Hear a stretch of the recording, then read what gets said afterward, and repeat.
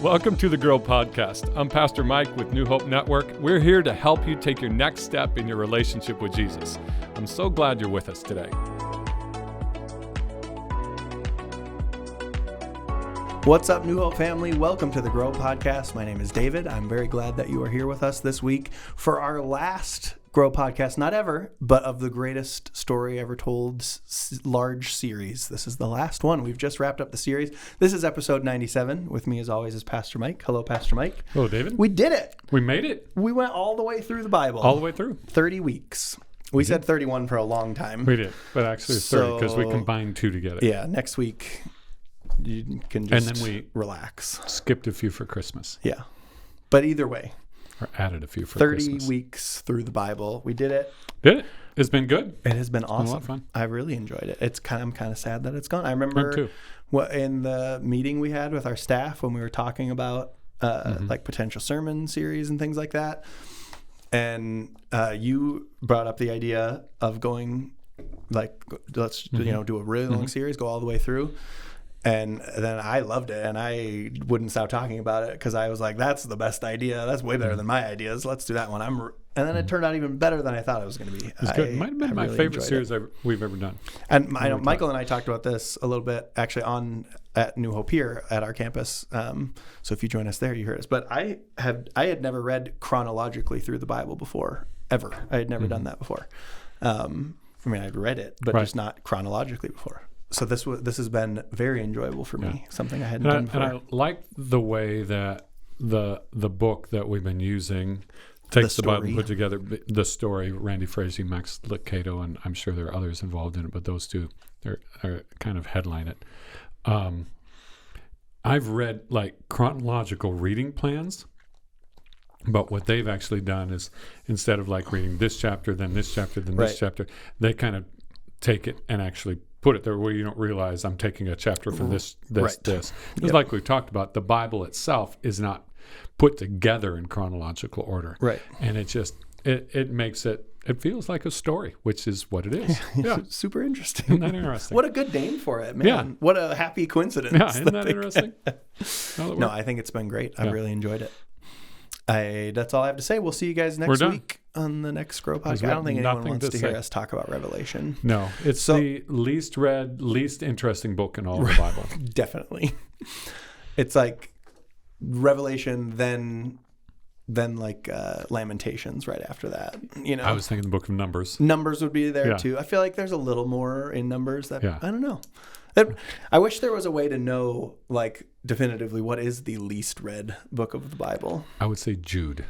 But it's so short. It takes no time at all. But people don't read it. Or Philemon. Once you finish 3 John, you're like, let's just jump over to... I feel like Philemon in the New Testament. When we were talking about Philemon last week, I had a couple comments that I wanted to make about it. Just because, like, I don't know if I can think of, and I'm sure it's happened, but like a sermon I've heard... Nope. I've heard one. Philemon in my lifetime. I don't know if I've ever taught on it, preached from it. Well, you're running out of time. We better sneak a Philemon sermon in. But that, like, it's weird that some books of the Bible, which means they're just as important as the rest of it because they're in there, but just they're so overlooked compared to others. And then Revelation, which it is again important, but like we put so much more like emphasis on certain things in Revelation just because it's interesting or it's scary or it's weird and it reads like a fantasy novel sometimes. I don't know, that fascinates me. Yeah. What do you think your least read book of the Bible is? Oh, I wouldn't know. You answered Jude real quick for everybody else. Maybe it's Jude. Poor Jude. I've spent maybe 3 John. It's just so specific in that I've read it a few times. Like, okay, I'm sure the Lord will use that at certain times. I'm trying to remember there was a pastor who one time said, we believe that all of the Bible is inspired, which means it's all equally important, but it's not all equally applicable in our life in the current season. Yeah. There's some that it's more. I mean, some of the moments, like when we're going through all of the genealogies, there are moments in life where we walk through that and that matters, but it's not as equally applicable as say John 3:16. Sure. For God so loved. There isn't a moment in life that we won't talk about that, Yeah. But some of the other things. I was joking with my dad. My mom and dad were in town recently, and I was joking with my dad about the book of Malachi. I don't know why, because he's a pastor and we joke about books of the Bible. Did you call it Malachi? But no, I did not. That's your joke. No, mine was that was kind of I was like, I think like poor Malachi, it gets so skipped over because you're so close to the New Testament. By that point, you're like, I might as well just jump over this last book because now I get to the part where Jesus shows up. Well, if pastors love the book of Malachi. If you were with us for the weekend teaching on Revelation, I started with reading 2 poems by Calvin Miller. Yep. And he specifically calls out Malachi as sometimes people feel like it's an afterthought. So if you weren't with us, go back and listen to it, and you'll see what I'm talking about. So today we're going to dive deeper into Revelation to close this out. So basically what we're going to do is we're just going to read our favorite passages from the book series Left Behind. Yeah, no, is that not what we're interesting? No. Did you read the Left Behind series? I did, because so many people were talking about it. Where were you pastoring in the mid 90s to late 90s? Kind of the height of those books' popularity.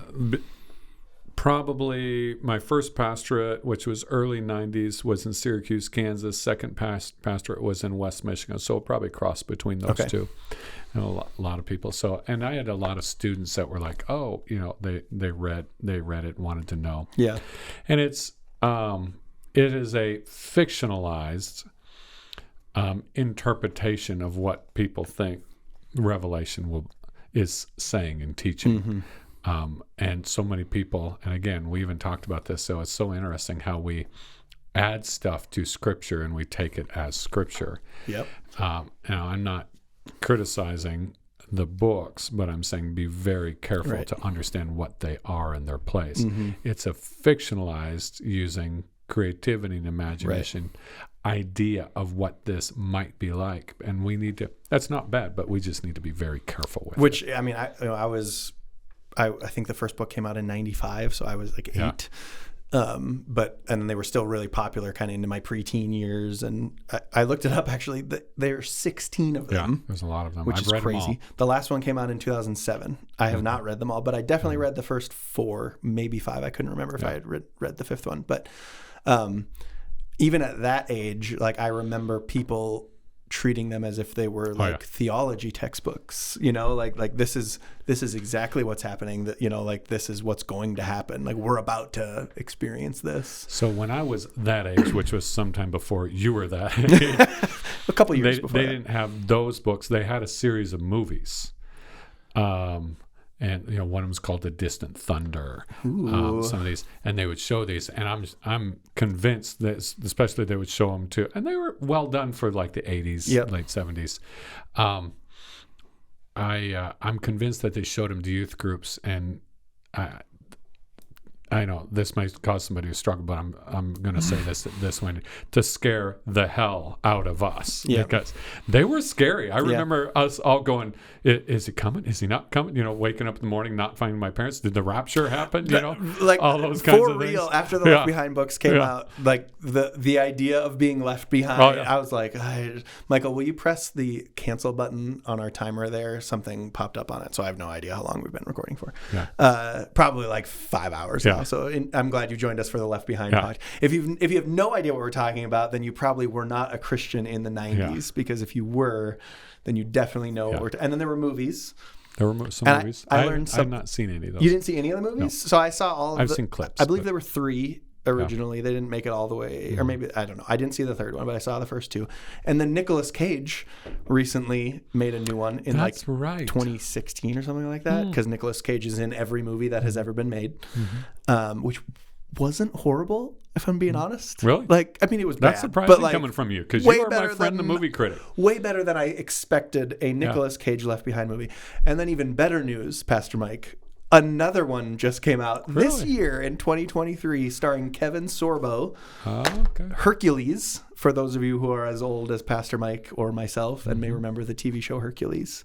They just keep pumping those out. But all of that to say our fascination with Revelation fascinated with this, is so huge. And before we kind of get into you kind of summarizing like what Revelation is, why it exists, things like that, why are we so fascinated and obsessed with it? Because I was too. I remember my youth pastor, Pastor John, shout out to PJ, and a girl who was maybe 3 or 4 years older than me. We were the only two that joined his study on Revelation, and the three of us would just sit and study. And it was my favorite thing ever, because I was even like teenager, like middle school David, was fascinated with Revelation. Why is it something that just captures our interest I think we're all much? fascinated with, we want to know what's going to happen next.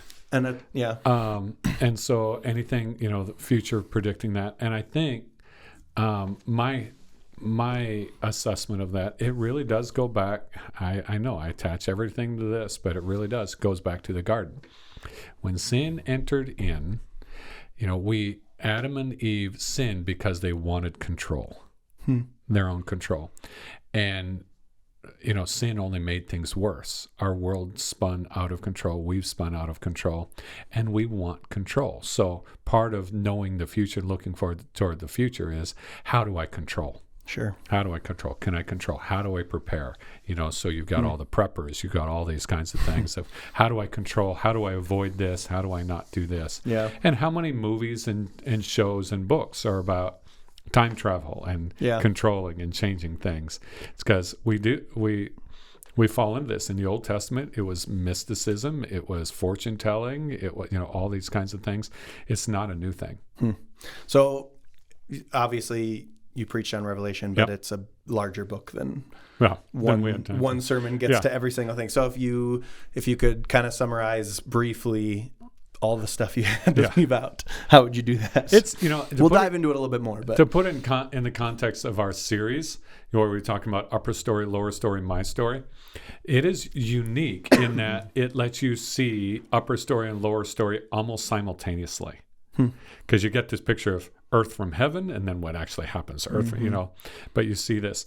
It is the story of the promised revelation that had been promised since the garden, and the story of our ultimate walking away from God's love. It's kind of this dual story all happening at the same time.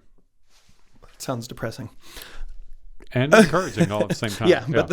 But you finished with the depressing part. You opened with restoration and finished with us walking away from God.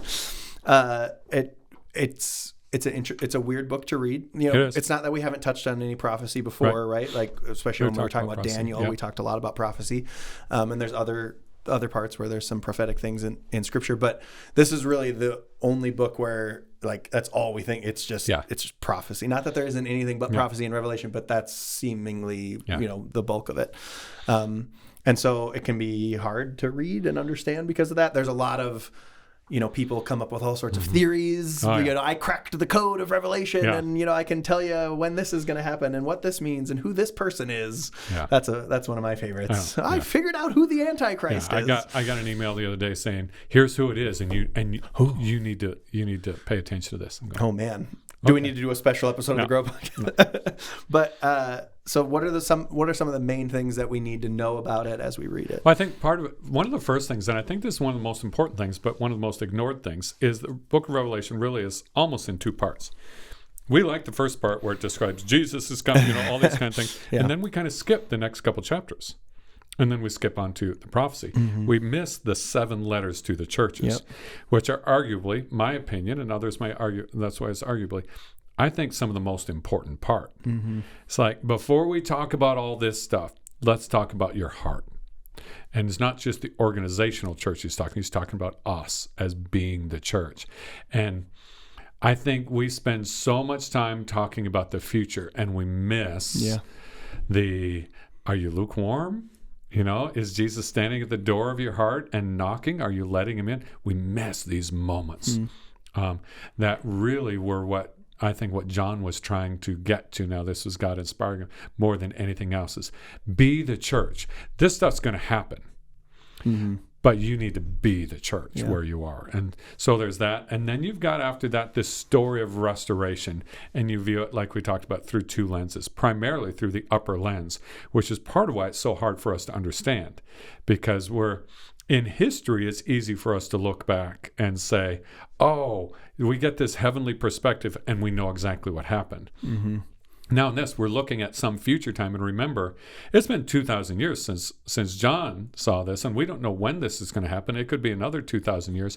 He was seeing things through heaven's perspective that he had no vocabulary for, right, and no understanding of. So he was trying to describe them to the best of his ability, and then we try and fill in the blanks with what? With our current context, right, which is what he was doing. Yep. And we don't even know if it's in our current context. Mm-hmm. They were convinced that everybody was saying that they were convinced that Nero was the Antichrist, mm-hmm, and he was a type of Antichrist. World War II, everybody was convinced that who was the Antichrist? Hitler, because he seemed to fit everything.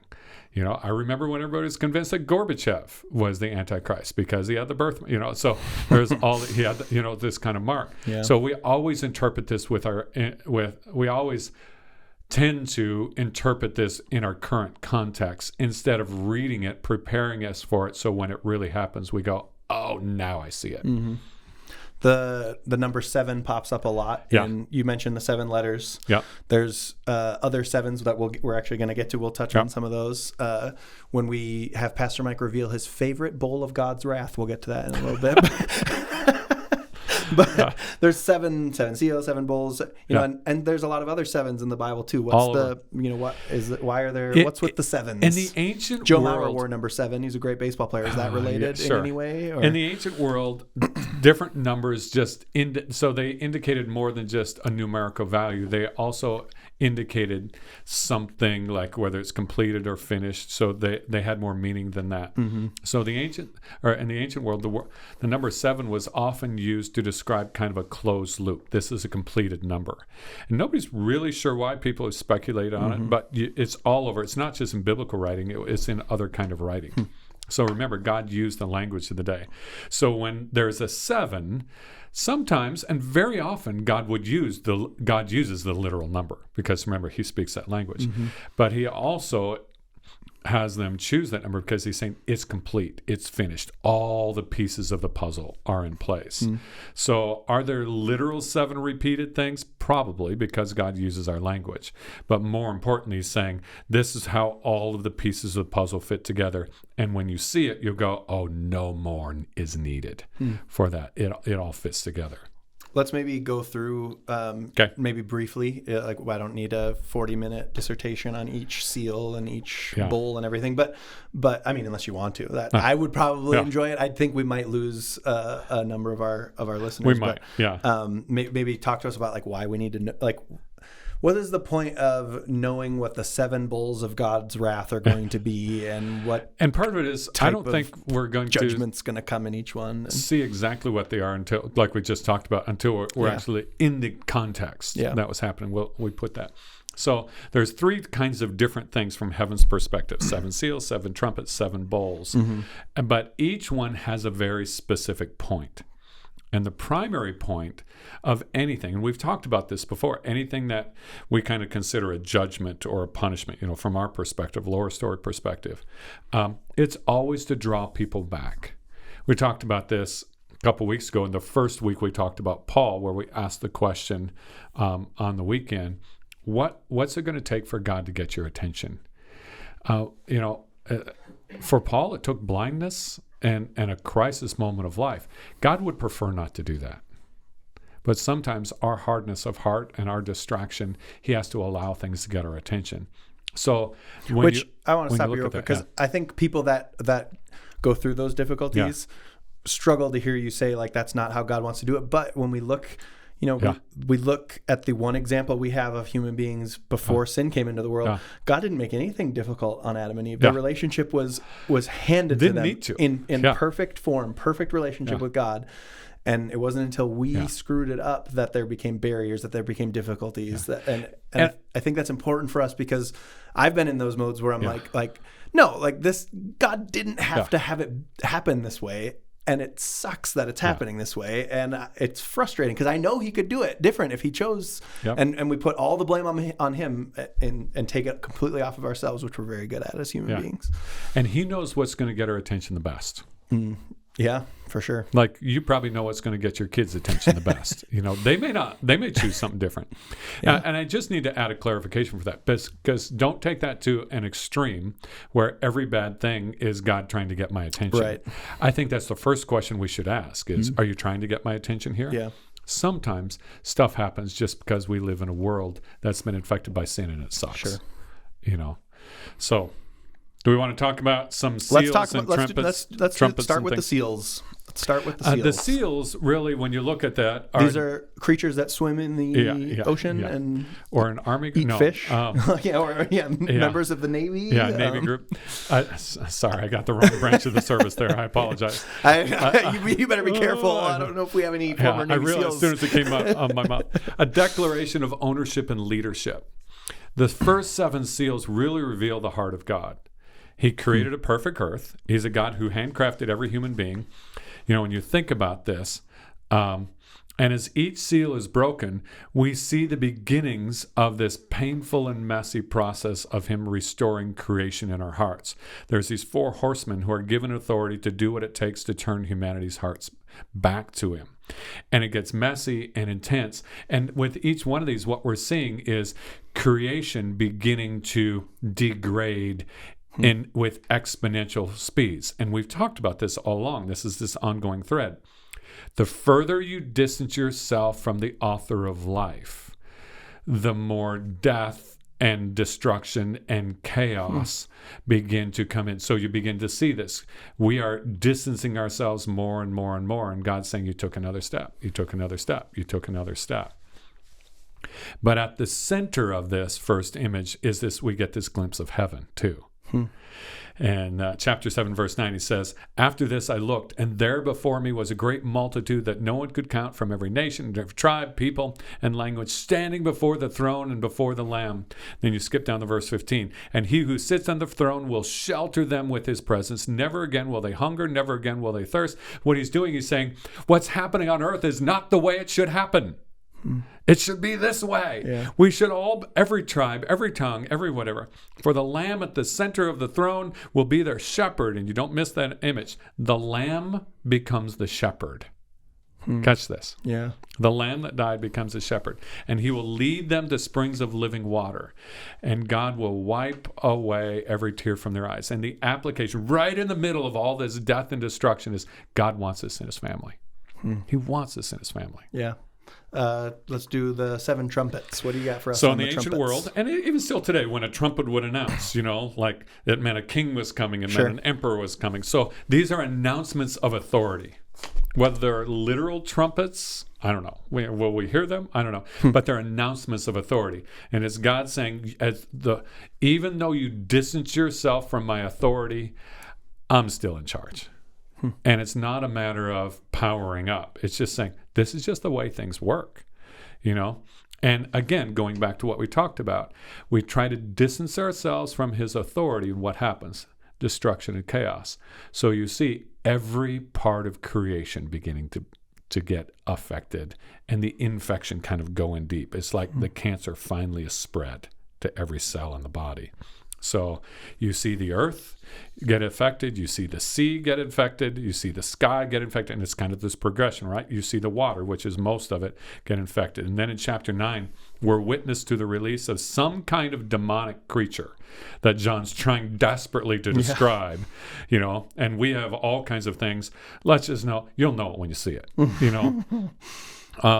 It's not one where it's, could it be that? I don't know. No, you'll know it when you see it. And what we're beginning to see there is the wall between that's been in existence since the fall. The wall between the spiritual and the material, between the upper and lower, begins to weaken. So demonic influences are felt even more directly than ever before. And as we read through this, we kind of read through this and go, what kind of loving God would cause these kinds of disasters? And the answer to that is found in the language describing these. In the cases of the first 4 trumpets, the language is that these trumpets announce what is coming. In other words, it's coming. You don't have to, it's coming. You can avoid this. And in the cases of 5th and 6th, we see the word release. See this? It's not God causing it, it's God releasing it. He's allowing it. And these trumpets symbolize these announcements. So it's saying, this is coming, this is coming. By the way, there's a way to avoid this. It's me. He just already talked about this. It's coming. These are consequences. So the application, if you want to look at this, is when you live outside of God's design, it always spells disaster. Sometimes more quickly than at other times, and sometimes worse than at other times. This is the part where you tell us your favorite bowl of God's wrath. This was. Can you have a favorite bowl? middle school David. This was his favorite chapter of Revelation. I don't know why. That's so funny. It just was so weird, and then they're so terrible. Like what happens from each of these bowls is so horrible, and it was just so fascinating to me trying to study it correctly, like with my youth pastor at the time. So let's jump into the 7 bowls. So the seal is the releasing of something. Something is being revealed. A trumpet is the announcement of something. The bowl is something that is even harder for us to understand. So in the ancient world, a bowl was used in worship, and there were bowls of what's called bowls of libation, which is what this is. Libation bowls were used to catch, and the blood sacrifice, used to catch the blood. That was the symbol of life. Life was being given as payment. We've talked about this with the covenants. So there was all kinds of things. In the Jewish world, you can imagine gallons of blood sitting there, rotting and stinking in the hot sun, saying this is the payment for sin. It's kind of this ugly, and it's meant to be this ugly picture. This is what sin caused, kind of thing. Flies buzzing around it. And it represented that the death that our sin deserves has been held back. It's been caught. It's been captured. And I'm holding it in the bowl. You deserve this. I'm holding it in the bowl. Our death. In the pagan temples, the bowl of blood represented the holding back of the anger of God. But the bowl was always there just in case you needed it. Just in case you needed it. You okay over our producer? Our producer is really talking about struggling as we talk about the bowls. So the image of bowls, and you've got to understand that. And it's so easy to miss that. The image of the bowls and the death that followed means what has been held back can no longer be held back. Because sin and death were paid for, but when you refuse the payment, then it can't be held back. It's a consequence. And the reminders, this is the deal. Bowls were reminders of the protective mercy of God. It's like a dam holding it back. And when you keep poking holes in the dam's going to break. And what have we done year after year, century after century, millennium after millennium? We've broken the dam. We've broken the bowls. Yeah. And so you have this. And so you get this picture, and you can read through all of these bowls. And if you were to ask me to list them, I've not ever memorized them. I don't know that what they are is as important as what they represent. Sure. They represent the mercy of God that is held back and can no longer hold back sin. It's one thing that God, there are things, we've talked about this. Even though God is all-powerful, all-knowing, there are some things God can't do. He can't be wrong. He can't think a new thought because everything comes from him in the first place. He also can't hold back the consequences for sin when mercy has been rejected. Because in his holiness, he can't. And so symbolically, we see this. He's held back. And the application here of the bowls is his love will protect you until your final no. And when you finally say no, and you say, when will that be?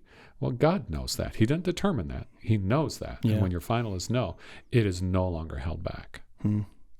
We're going to go a little long today because there's more in your notes. And I know that you had noted, if we don't have time. But as I was looking over it, it's stuff that I think people are going to want to hear. And if you want to turn the podcast off now, we literally can't stop you. So we love you even if you do turn the podcast off. But there's some more things that I think would be really great to talk about. So we're going to go a little bit longer today. But You mentioned earlier, and I think most of us even know, just there's a lot of controversy that comes with Revelation. We touched on people come up with all sorts of theories and ideas and things. So what are some of those big things? Because some of it's, a lot of times we think about, there was this, crazy cult in the 80s that, came up with a formula. But the issues coming out of Revelation have been happening since it was written pretty much. Yeah, it was all the way back. Yeah. And so there's kind of 4 views, and I don't want to get too technical, but in case you ever bump into them, I'll give you kind of the words. There's what's called the preterist, Preterist. There's a historicist, and then there's the futurist and the idealist. Somebody obviously like Ists, when they came up with those. Probably a pastor. Yeah, probably. They aren't all alliterated. So that's true. The preterist basically means it already happened in the first centuries of Christianity, and some people believe that what's described here happened shortly after it was written.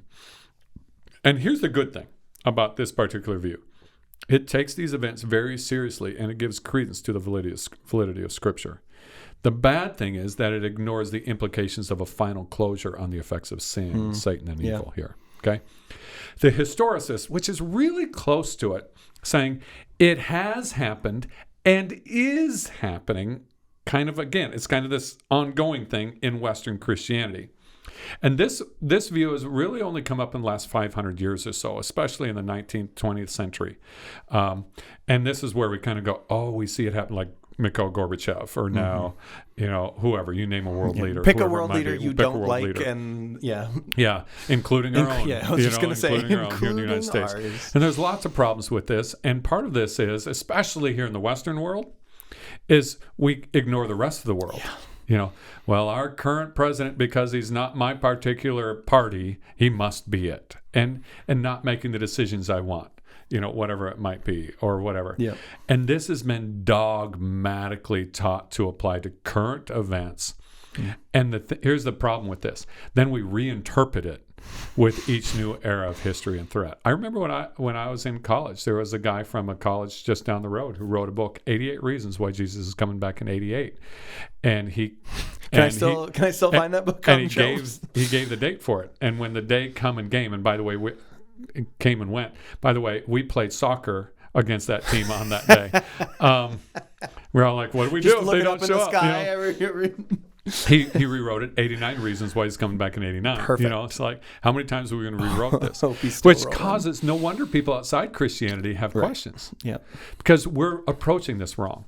The futurist means it has yet to happen, especially chapters 4 through 22. And there's different even versions of this. There's a literal interpretation. Things will happen in the order and the exact way they're described here. Problem with that is prophecy, even from the Old Testament, didn't necessarily always happen literally in the order, with some of these things. There's what's called the cyclical view, that many of these things are happening with increasing frequency and intensity until the final culmination, like World War II. Now you go all the way back to the Roman Empire, Nero, Caligula, we've got some of these. There's these, and Jesus said, there will be antichrists, there will be false Christs, there will be, all these kinds of things. So I tend to lean into some of this, that there is this cyclical thing, and I do believe, there's some moments where it's like, not yet, as long as the church is here. Once the church is removed, then nothing is holding back. So I think there's part of that. But here's the problem with both of these. We get so focused on how these things play out and apply that we miss the main point. Main point in teaching of the letter is God is God, and he loves us deeply and desperately wants a lost world to know him. And that's the point, is he wants to restore all things. And we're so focused on, but when are things going to get bad? Now, the point is things are going to get good, and those that live in a place where they're persecuted, unlike us, say, in the Western world, have a much, I think, healthier view of this. Then there's the idealistic view that it's only fulfilled symbolically throughout history. It's not ever literally. It's like symbolically. It's kind of this portrayal of the conflict between God and Satan is sort of playing. We can kind of point to this and this and this and this. So it's more like a C.S. Lewis, like the Chronicles of Narnia, just like a story that kind of mirrors. It's kind of like reality. It's kind of like an allegory kind of thing that's happening. And obviously this avoids the wrong speculation of everything and the obsession with the interpretation. But it also downplays, I think, the validity of Scripture. So we've got to be very, very careful with that one. So you listed 4 of them, and they all had problems with them. So which one am I supposed to pick, Pastor Mike? You remind me of my theology professor, Dr. Husted in college, who would Tuesday, Thursday class, and Tuesday would come and he would present this beautiful, eloquent presentation of one side of a theological argument, and everyone would leave the class and be like, well, now we know how we feel about that. And then we'd show up on Thursday and he would just as eloquently and passionately present the opposite side. Everything. And then he'd be like, you better figure out which one you believe. Which one you believe. Like, what do we do? Isn't that your job? I feel like that's what you just did to us there. You're like, here's these 4 things. Yeah. Then they all had problems. Which one's right? What do we do? Well, I will say this. Good and great and godly people have bought into all of them. Sure. Down through the years. And I think we need to be very careful condemning people who buy into one of them. Because if we had this all figured out, it would be very, very clear. Here's what I'm convinced of. I'm convinced God didn't give these to give the book of Revelation for us so we could have it all figured out before it happened, but so that we would have the hope that even when it continues to get worse and worse and worse, the restoration is right around the corner. And that's the primary point, and that's what we cling to. We read this to prepare, not even necessarily to plan, and those are 2 different things. To prepare our hearts, but more importantly, to strengthen our hearts that no matter what happens, God is still God.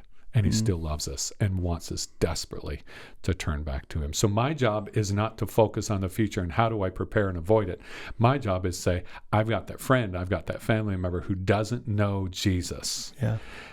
And I want them to know Jesus because that's the point of this. And maybe that would be a good homework or next step for this week, because we've reached the end. So we're going to have to start having different next steps every week. But maybe identifying that one friend, that one family member, that one neighbor that needs Jesus. And obviously most of us have more than one, but start with one. Because when you start thinking about every person that you know that doesn't know Jesus, and then you get overwhelmed and you do nothing. So maybe we should pick one and be intentional with them this week. It's almost like growth always begins with the next step. It is almost like What's your next step? Yeah.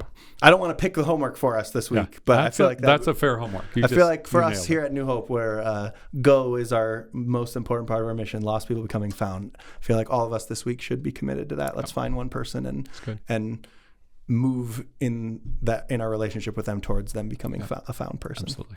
Anything else you want to say? We've wrapped up. We've said a lot. We've said a lot. We've wrapped up. What an incredible journey! It's been amazing. 30 weeks. I want to thank you. Thanks for sticking with us. I want to thank you for all the teaching. It's just been it's been really beneficial to me in my spiritual life. I know I hear from so many of our people that regularly listen on the Grow podcast how much they've loved this series, and people at New Hope here. And I'm not at our other campuses as often, so I'm sure people there too. But this has been a really, really powerful and meaningful series to a lot of us, and so I really appreciate your teaching during. And I know people have asked, "What's next?" First of all, we've got a few more weeks together. It's like once I step in my new role, will the Grow podcast continue? We've got some great news for that up and coming. And stick with us. We'll talk about that in the coming weeks. Yeah. So as always, we love you, New Hope family. We're so glad that you connected with us on the Grow podcast. It's a great next step. Continuing growing during the week, but don't stop here. Make sure that the things that we learn, the things that we hear impact how we live our lives, and we continue to take next steps. We're never done. We never get to that point where we nailed it. So thank you again for being here. Make sure you subscribe if you haven't done that yet. Share the Grow podcast with somebody. You might know somebody that also goes to New Hope that just hasn't connected yet. Encourage them to join with so they can continue to grow. We love all of you, and we will see you next time.